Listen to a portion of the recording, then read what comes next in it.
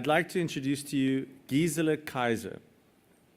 Gisela is standing in for Councillor Xanthia Lindberg, who is the MACO member of Informal Settlements, Water and Waste Services, and Energy, all the complex systems issue brought into one. So Gisela is here on behalf of the city, and I'd like to invite Gisela up onto the stage, please, to talk about how has Cape Town succeeded in changing water efficiency culture. Cape Town's drought story unraveled. And Gisela reminded me that she was very happy today that the sun was not shining. And we had a bit of mist in the air. For those of you who don't know, there's been development of catching water from air and harvesting water from air. So really, there's opportunities out there to think differently. Thanks so much.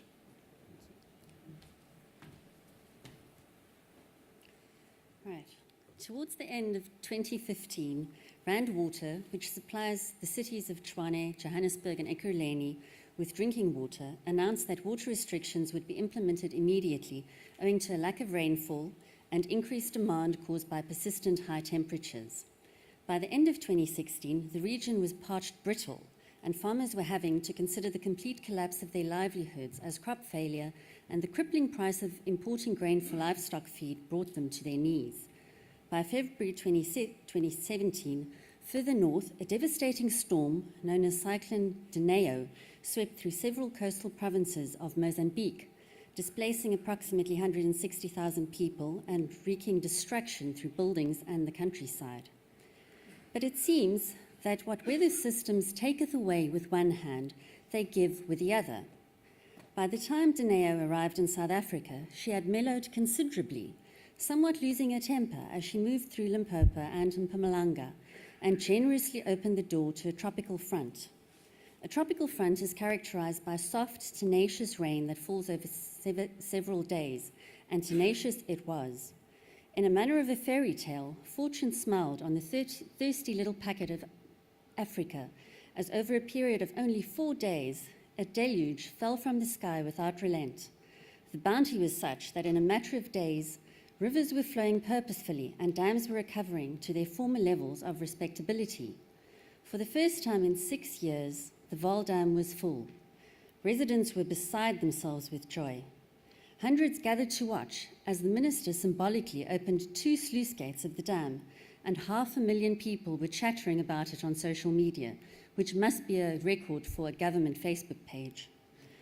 But jubilation started to turn to consternation as experts in the Department of Water and Sanitation realized that the bonanza downpour was not showing any signs of slowing down, and that communities living downstream from the Bloemhof Dam had to be evacuated due to a sudden threat of flash floods. The fairy tale was now starting to look a little bit more biblical. Water restrictions were lifted as the new dangers were posed by at-capacity dams threatening to overflow, which could have had potential health implications. Fortunately, these threats did not come to pass. Curiously, although a tropical front was predicted, the unprecedented scale and intensity of the rainfall, which fundamentally altered the region's water situation, caught everyone in the country off guard. Extreme weather conditions can blindside even experts. A sobering thought for Cape Townians is that we are now, my slides don't seem to move on.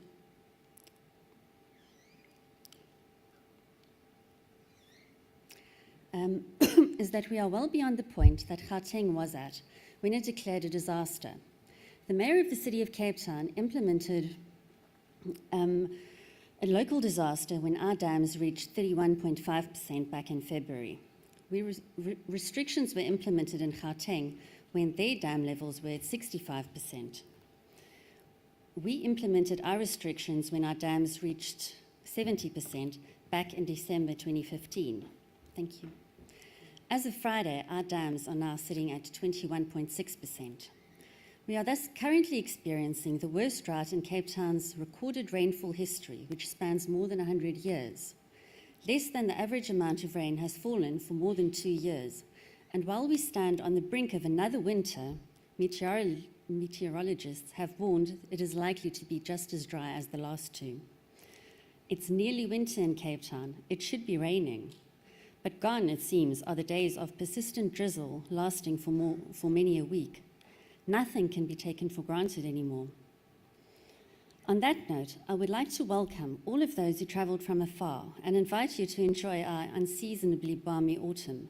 As Justin mentioned, yesterday morning when I woke up to drive to work, it felt like summer. There was no moisture in the air. It was just hot. So this morning it was delightful to at least have fog in the air, even though there was no wind. We beg of you, though, to rather opt for a quick shower over a bath, no matter how tempting that bath might be. A standard bath has a capacity of around 200 litres. That's double the total amount of water that Cape Townians are currently being asked to use over an entire day. And Cape Townians have listened, at least to an extent. Along with our reticulation maintenance efforts, water restrictions have seen the city cut our consumption dramatically. We have so far saved the equivalent of the Vemershoek Dam. That's almost 59 million cubic meters, which translates to about 23,600 Olympic swimming pools or approximately 295 million baths. By the end of this month, we aim to have saved the equivalent of the larger Berg River Dam. We managed to save, with the help of our consumers, approximately a third year-on-year of our usual consumption. So how did we do that? Simply stated, we reduced water losses significantly and aggressively addressed user demand through an award-winning water conservation and water demand management program. In the face of both economic and significant population growth, we've managed to flatline water consumption growth since the year 2000, which is in itself a remarkable achievement. Water losses have been reduced from around 25% back in 2009 to below 15% today. This is the consequence of various interventions, including extensive pipe replacement programs, wide-ranging pressure management, and improved response times. The rate of pipe bursts is now less than half, from 64 bursts per 100 kilometres back in the 2010-11 financial year. We are now standing at 31 bursts per 100 kilometres, saving millions of litres of water in the process.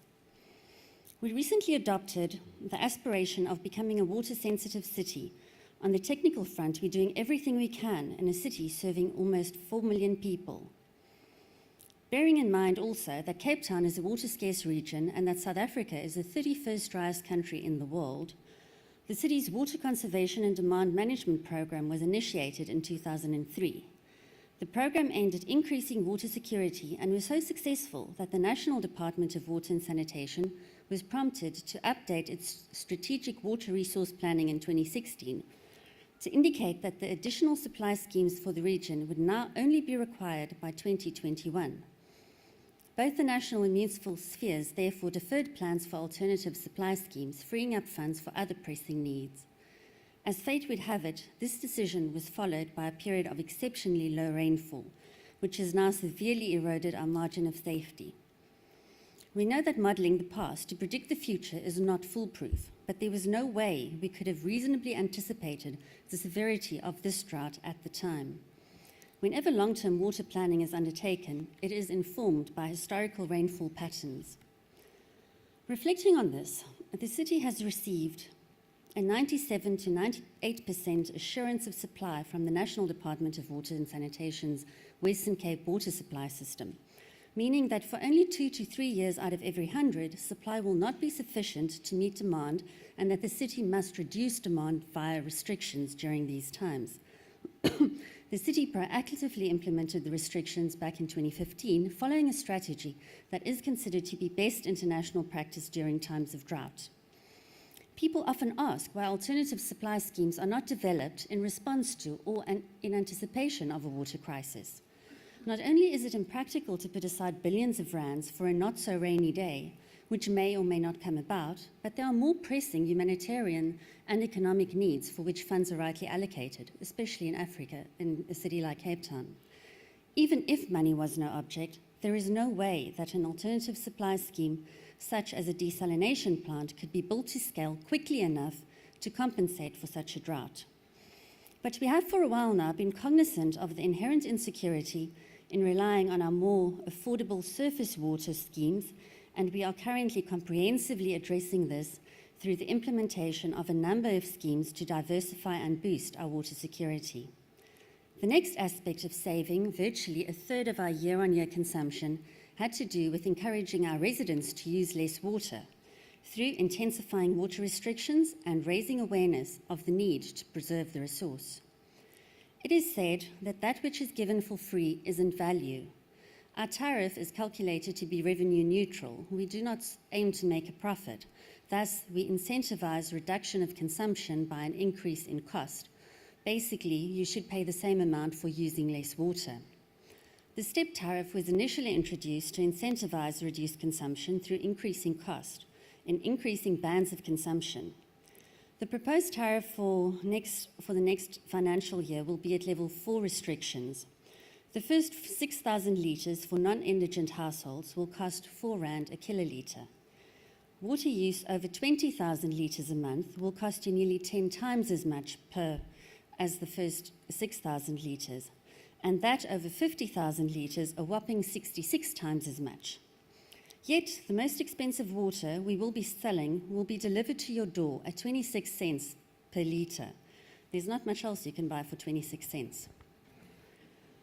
Over and above touching the pockets of our consumers, the city has used literally every platform and medium available to communicate the need to reduce water consumption. Posters, pamphlets, paid-for advertising, media releases, social media campaigns, as well as radio and television interviews, with our councillors pushing the message. We have recently shifted our approach slightly by moving away from simply telling people that they have to use less, to providing practical step-by-step guides on how to do so. It's important to consider that an instruction or appeal will not necessarily lead to action if the receiver of that information doesn't know how to achieve it. So we've developed illustrated guides on, for example, how to detect and fix leaks in the home, how to displace cistern water, how to shower more efficiently, as well as other practical tips. We've engaged many residents, representatives from the business and labour sector, and civic organisations to listen to suggestions and to talk constructively on ways to mitigate the drought crisis. Possibly the most effective method of improving awareness we have seen is the placement of the weekly dam levels on the digital signboards on major roads, along with appeals to residents to reduce their consumption immediately. The city saw inquiries about the crisis go up significantly in response, as evidence that this method got people's attention. Ultimately, this water crisis is challenging the city and its residents to think and act differently about water now and into the future. We are striving towards becoming a water-sensitive city. We are learning about and starting to implement new and more intensive ways to source and use our most precious resource.